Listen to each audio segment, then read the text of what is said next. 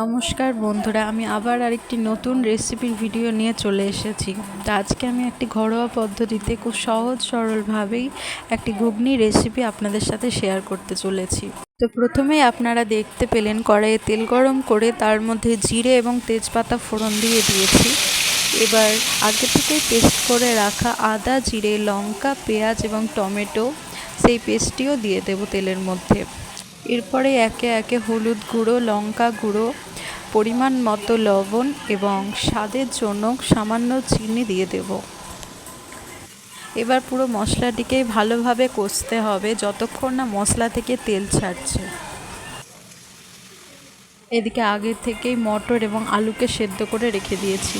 তো এইদিকে মশলাটা হয়ে এসেছে, তেল ছাড়তে লেগেছে। এবার আমরা আলু এবং মটর যে সেদ্ধ করে রেখেছিলাম সেটি তার মধ্যে দিয়ে দেব। এবার পুরোটা নাড়াচাড়া করে ভালোভাবে মিক্সড করে নেব। তো এইদিকে আমার ঘুগনি হয়ে এসেছে, আলুগুলো সেদ্ধ হয়ে গেছে। তো আর একটু নাড়াচাড়া করে এবার নামিয়ে নেব। তো আজকে আমার ঘুগনি রেসিপিটি কেমন লাগলো অবশ্যই জানাবেন। তো দেখা হচ্ছে আবার পরে অন্য কোনো রেসিপি নিয়ে। ধন্যবাদ।